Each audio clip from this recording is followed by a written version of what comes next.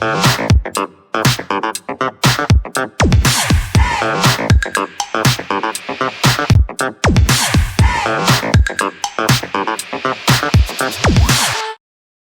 test is in 4-part, Part 1, Part 2, Part 3, and Part 4. Now look at Part 1. Part 1. Listen to the conversation between Bob Wills, who is a foreign student advisor at a language school, and Angela Tung, who is a student, and complete the form. First, you have some time to look at questions 1 to 8 on the form now.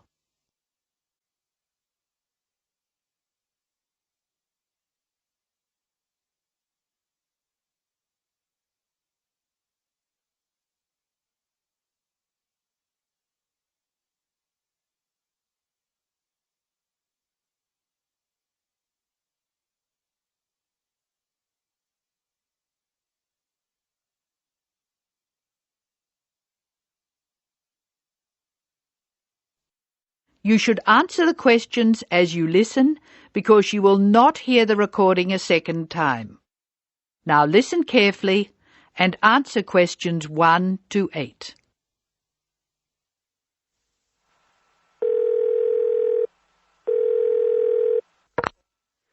Hello, Foreign Student Advisor's Office. This is Bob Wills speaking. Can I help you? It's Angela Tung here, Bob. I'd like to make a request for special leave. Can I do that over the phone? Hello, Angela. You can make that request by phone, but I'll have to fill the form out. Let me get the special leave form. OK, here it is. Tell me your student number, please. It's H for Harry, 5712. H 5712. OK. What's your address, Angela?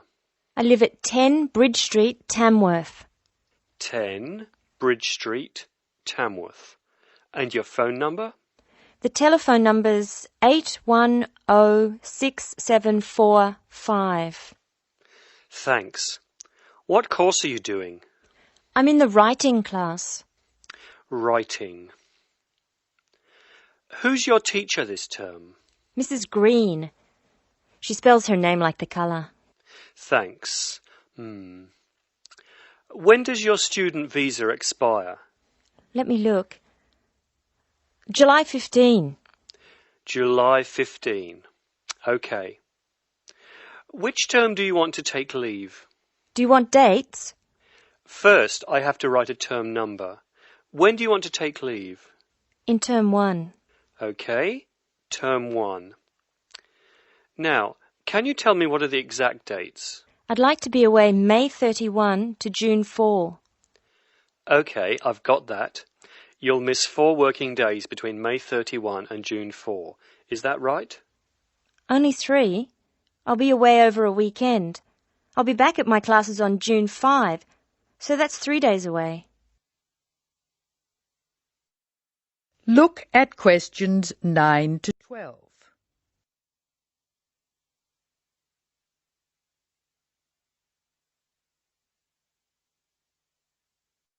Now listen to more of the conversation between Angela and Bob.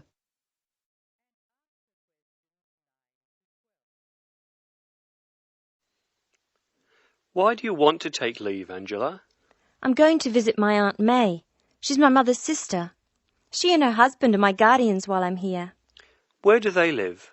About 50 kilometres from here, near Armadale.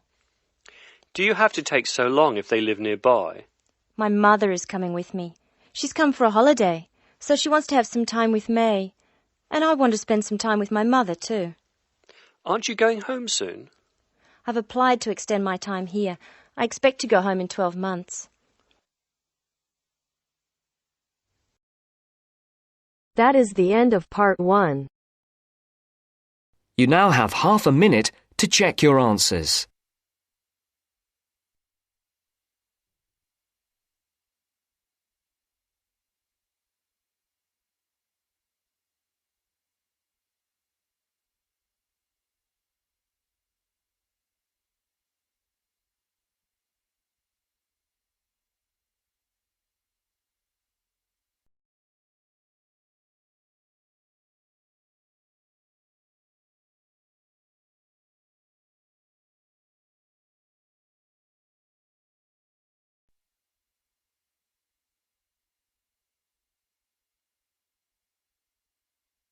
Now turns to Part 2.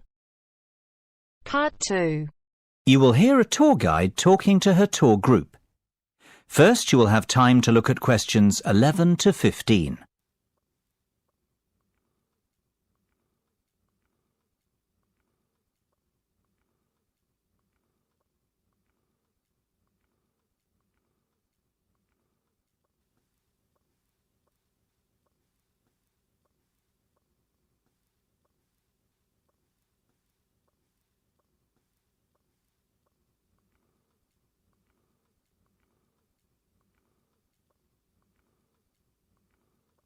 Now listen carefully and answer questions 11 to 15.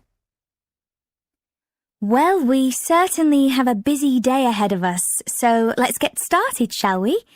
You'll find a map of the museum with the itinerary I've just handed out. The museum's our first port of call, so let's have a look at the map now. The door on the right of the entrance hall leads into the gift shop and ticket centre. Once we pick up our entrance tickets, I'd ask everyone to deposit their bags and coats in the cloakroom, which is located towards the back of the gift shop and ticket centre. If you want to pick up an information leaflet, you can approach the information desk situated along the right-hand side. Now, once you come back into the entrance hall, the door on the opposite side to the gift shop leads into the art gallery. There is a special exhibition on there at the moment which is not to be missed.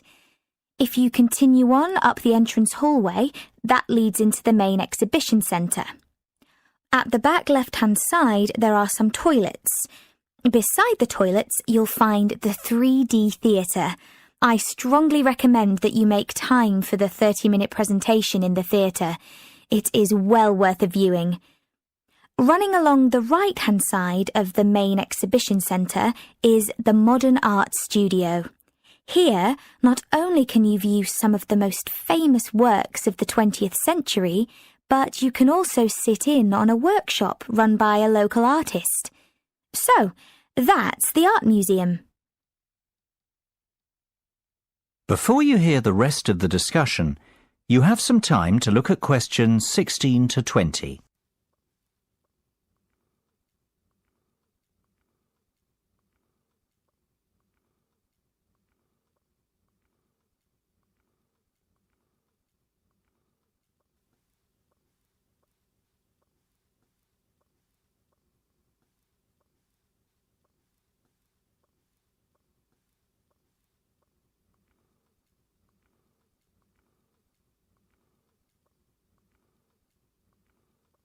Now listen and answer questions 16 to 20. Next on the itinerary is the aquarium.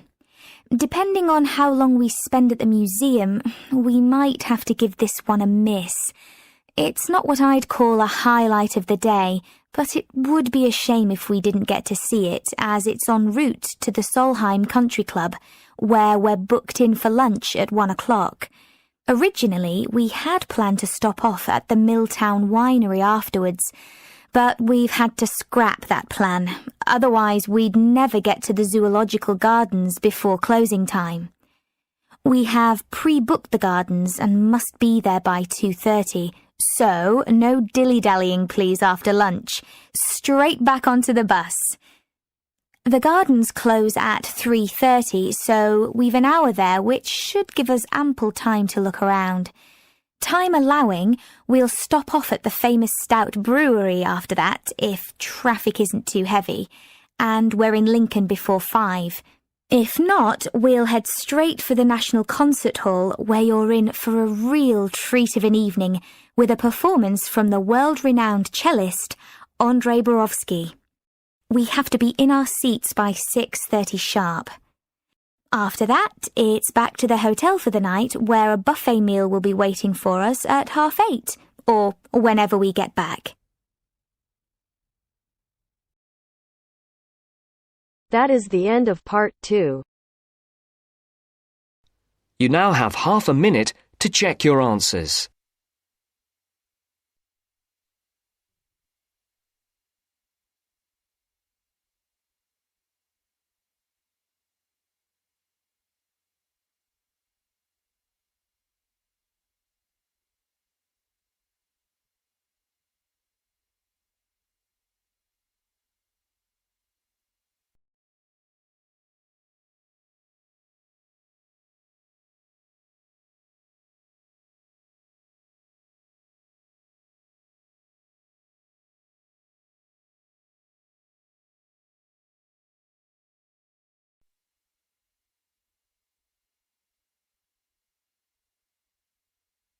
Now turns to part 3. Part 3. You are going to hear a lecture.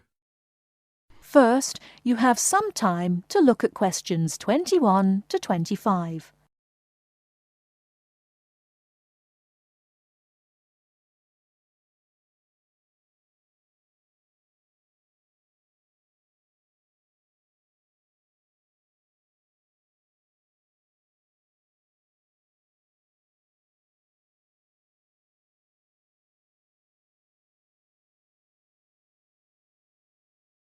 Now, listen carefully and answer questions 21 to 25.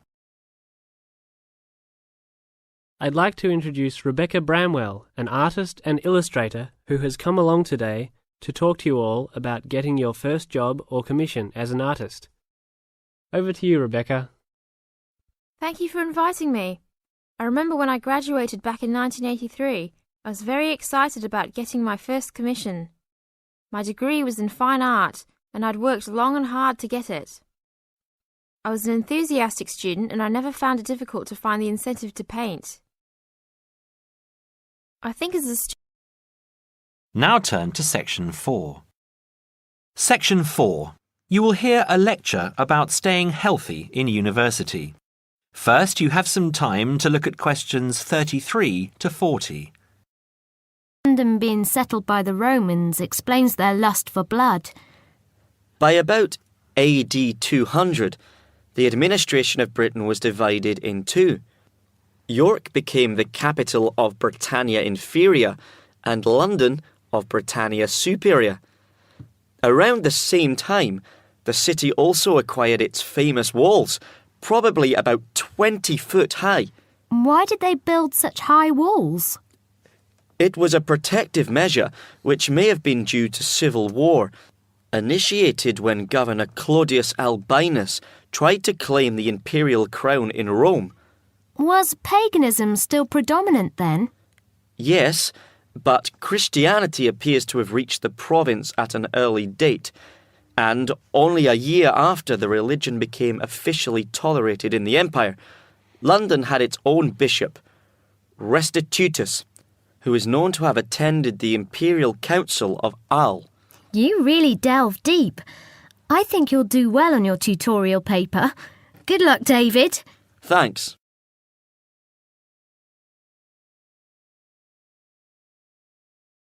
Good morning all.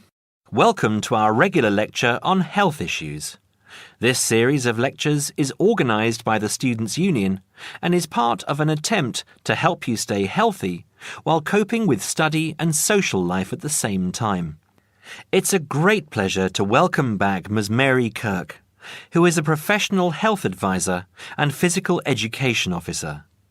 Thank you, Peter, for the introduction. It's a pleasure to be back.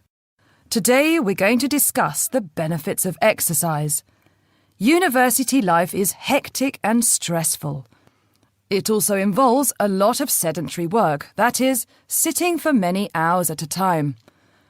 What I'd like to focus on is how to approach exercise, not only from the aspect of health benefits, but also as a form of stress relief. I know it's hard to organise your time around studies and socialising, but you can socialise while exercising. If you have an hour free in the morning, afternoon or evening, it would be a good idea to get together with your friends and create a sports team. Before you hear the rest of the talk, you have some time to look at questions 26 to 30.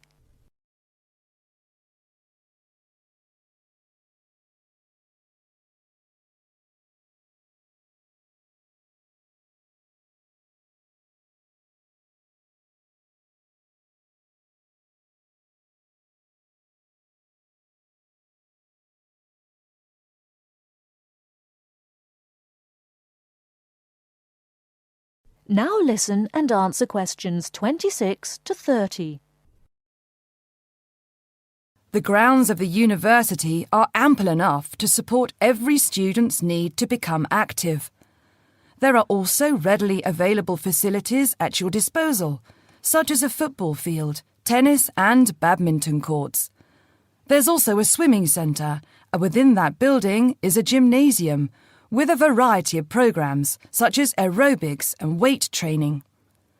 If the idea of attending one of these facilities seems daunting, then you can walk along the river. Oh, and that reminds me, the university also offers rowing. If there is a sport that you're interested in that's not on offer, you can approach either your student union representative or speak with Sports Administration Manager, Mr. Lawrence Cavendish. Now, I want to talk about why exercise is beneficial, physically and emotionally. The obvious results are physical. You can keep fit by using muscles that ordinarily don't get used in the classroom. The health benefits are astronomical. You'll live longer, be happier, and look good. By building muscle, you strengthen your bones, a definite advantage for women in their later stages of life, as women are prone to osteoporosis. It also strengthens your heart. Yes, don't forget your heart is a muscle, and the more exercise you do and the harder you work, the more blood is pumped from your heart to your brain. Now this brings me to the psychological advantages of exercise. When we are active, endorphins are released into our brain. An endorphin is a chemical that is released when your heart rate is pumping beyond its normal capacity. It's the same as adrenaline. You can actually feel when endorphins kick in. You feel a rush, almost a high. The benefits of this are numerous. Your brain works at peak capacity for a longer period of time. Your awareness is maximised, and the fatigue you usually feel at 4 o'clock in the afternoon will be non-existent. In one word, exercise makes you sharp. Now, I'm not saying that you should overdo exercise, because too much of anything can be dangerous. But if you think about your daily routine, you spend about 6 hours a day in lectures and another 2 or more hours studying. That's a long time to be sitting. And that is a long time for your body not to be moving around. So try and find at least 1 hour a day to get some exercise. If you can't fit in 1 hour a day, try 1 hour every second day or half an hour a day. You will see rewards instantly. You'll feel great and look great. This I can promise you. That is the end of part 3. You now have half a minute to check your answers.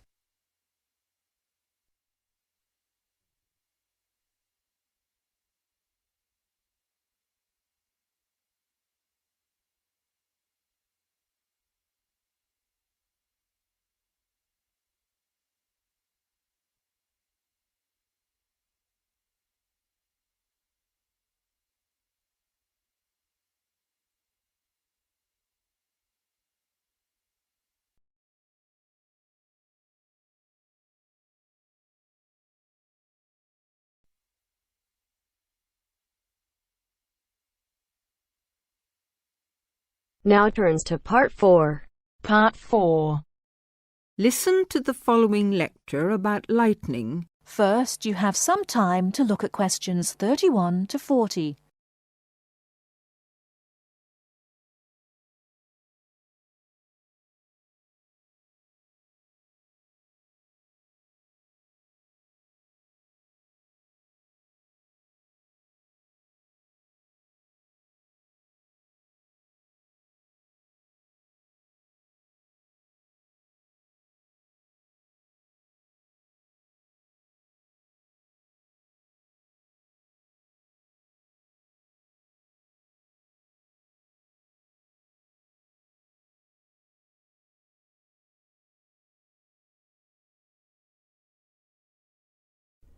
Now listen carefully and answer questions 31 to 40. In earliest times, men considered lightning to be one of the great mysteries of nature. Some ancient people believed that lightning and thunder were the weapons of God. In reality, lightning is a flow of electricity formed high above the earth. A single flash of lightning 1.6 kilometers long has enough electricity to light 1 million light bulbs. The American scientist and statesman Benjamin Franklin was the first to show the connection between electricity and lightning in 1752. In the same year, he also built the first lightning rod. This device protects buildings from damage by lightning. Modern science has discovered that one stroke of lightning contains more than 15 million volts. A spark between a cloud and the earth may be as long as 13 kilometers and travels at a speed of 30 million meters per second. Scientists estimate that there are about 2,000 million flashes of lightning per year. Lightning hits the Empire State Building in New York City 30 to 48 times a year.